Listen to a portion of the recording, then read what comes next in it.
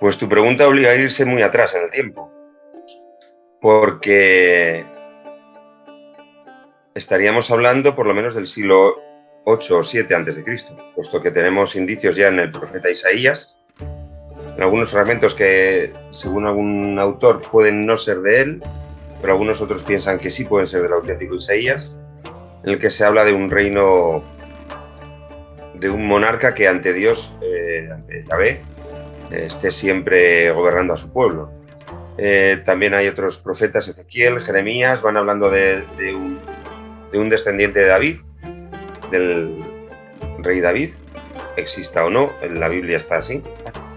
Y a partir de ahí se desarrolla la teoría de que un rey tiene que ser el guía del pueblo de Israel. Pero desde el principio surgen problemas. Nosotros tenemos que entender que la palabra Mesías, me imagino que es conocido, pero creo que no vendrá mal recordarlo, es una palabra hebrea que tiene que ver con el verbo ungir, untar con aceite. El Mesías es el rey que ha recibido como sanción a su coronación, como recordemos que la palabra sanción viene de santo, como consagración a la hora de ser coronado, como respaldo divino, es ungido con aceite. Al parecer algunos otros pueblos de la zona ya lo hacían también, un aceite sagrado, un óleo sagrado, que le confiere un carácter divino, un carácter de respaldado por la divinidad. A partir de ahí se entiende que la divinidad y su rey son una unidad. El rey sería el representante de la divinidad. Esta es una idea que está en todo el mundo antiguo, como digo, está en Mesopotamia, está entre los fenicios, está allí donde hay un rey que no es divino, como en Egipto, hay un rey que es representante divino. Entonces esta teoría, esta forma de ver el mundo se desarrolla en consonancia con el Mediterráneo oriental y de ahí va derivando a su adaptación, paulatina adaptación a las diferentes etapas históricas que vive la región de Judea e Israel. Si hay una época en la que tienen un buen rey, un reino poderoso, el Dios correspondiente, Yahvé, está respaldando con ese buen rey al pueblo. Si no hay un buen rey o no hay incluso reino o son conquistados, se aspira a volver a tener un buen rey, un rey que restablezca el reino de Yahvé. Entonces el concepto de Mesías, de mesianismo, va cambiando a lo largo de las épocas, dependiendo de que haya reino y de que no haya reino principalmente, y cuando no hay reino, intentando entender qué tipo de reino hace falta, si más tendiente hacia lo religioso o quizá un reino un poco más político. Y si se necesitan las dos cosas, pues habrá un Mesías de los dos tipos, religioso y político. Incluso habrá momentos, como cuando se vuelve de Babilonia, en los que vuelven Zorobabel y Jacob, habrá un Mesías real, Zorobabel, y un Mesías religioso, Jacob. De tal manera que el concepto es muy cambiante, muy antiguo, muy profundo. Está extendido por todas partes en el mundo, en la cultura judía. Lo que yo sí sé es que a Darío, el rey persa, se le llama Mesías. Pero yo no sé hasta qué punto eso es una influencia persa, sino que la idea de Mesías también tiene un valor instrumental, puesto que con el tiempo se va desarrollando la idea de que el Mesías va a ser quien lleve a cabo los planes de Yahvé. Es por lo tanto un intermediario entre Yahvé y sus planes y la realidad en la tierra. Si Darío, cuando permite a los judíos, a algunos judíos volver a Jerusalén, está dando pasos hacia el futuro reino, puede ser calificado como Mesías en cuanto a intermediario, mediador entre los planes de Yahvé y su realidad. Y de hecho la idea de Mesías intermediario, que hace algo según un plan, es muy importante, sobre todo en época más reciente a nosotros. La idea de que el Mesías va a hacer que todo se desencadene. Se pasa de un Mesías que es el rey, en las épocas más antiguas, porque es parte de la coronación, el ungir con aceite sagrado, se pasa de esa idea de ese hecho, el Mesías es ungido, a la idea de, como no hay reino, el Mesías tendrá que traerlo, y por lo tanto tendrá que actuar. Por eso digo Darío, cuando permite a los judíos empezar a volver, se convierte en alguien que ya está actuando en favor del futuro reino, y por eso se le puede llamar Mesías. Pero yo no diría que los persas hayan influido en la idea de Mesías.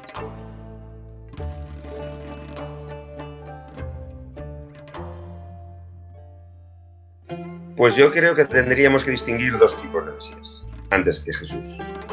Están los Mesías, digámoslo así, culturales,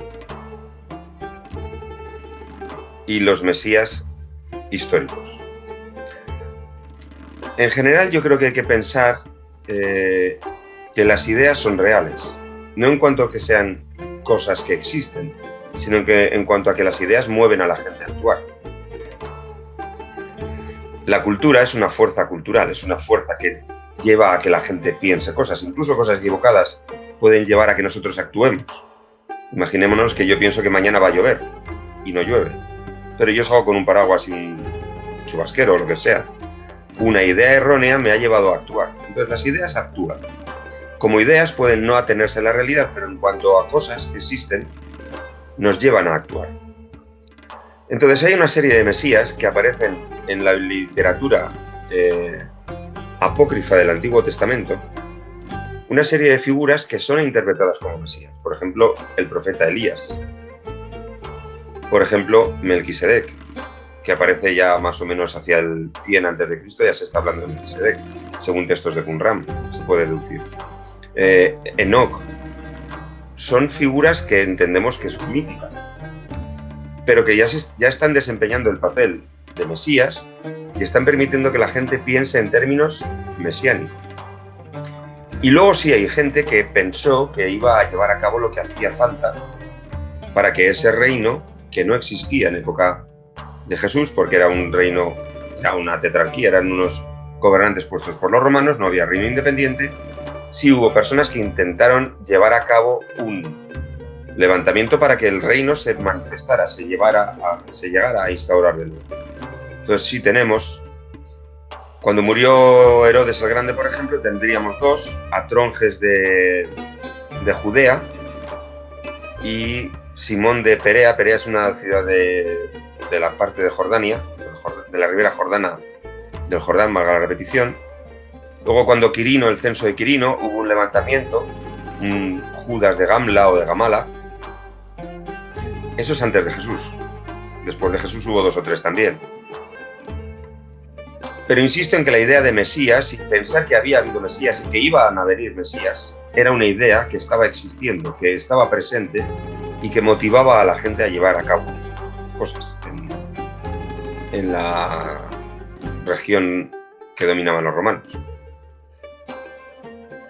Así pues, cuando hablamos de mesianismo, encontramos que ocurre lo mismo en Roma, la Roma imperial que domina Judea. Porque los romanos piensan que tienen el poder en Judea y en el Mediterráneo porque Júpiter los apoya para tener el poder. Porque ellos se han portado bien con Júpiter y Júpiter ha respondido a su culto con el máximo poder posible en él. Entonces la idea de mesianismo es una cuestión que está en todas partes, pero que en un sitio concreto, en Judea, recibe el nombre de Mesías porque es una palabra hebrea y está asociada a recuperar el reino que Yahvé había dado al rey David. Por eso podemos pensar que tenemos que interpretar el mesianismo también comparándolo con otras religiones. Los dioses respaldan a los pueblos, respaldan a los reyes, y eso es indispensable para entender por qué el mesianismo se va a desarrollar en Israel tal como se desarrolla. Puesto que no tienen rey, puesto que no tienen reino, desean que haya un rey y un reino, y aspiran a que el Mesías, que es como llamarlo majestad, por ejemplo, que su majestad vuelva a reinar. Pero repito que es lo mismo que quieren todos los pueblos del Mediterráneo, incluso en esto.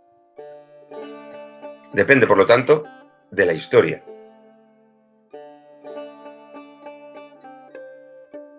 Y hay algunos datos que llevan a pensar que Jesús tuvo muy corta vida pública, muy corta, que fue perseguido por Herodes, el hijo de Herodes el Grande, el gobernador de Galilea, que tuvo que huir de Galilea y que bajó a Jerusalén pensando que había que dar ya el paso de fin. Como además la tradición de los Mesías, durante una época concreta, el siglo V, quizá IV, no exigió que el Mesías fuera de la casa de David, sino que simplemente fuera un rey nuevo.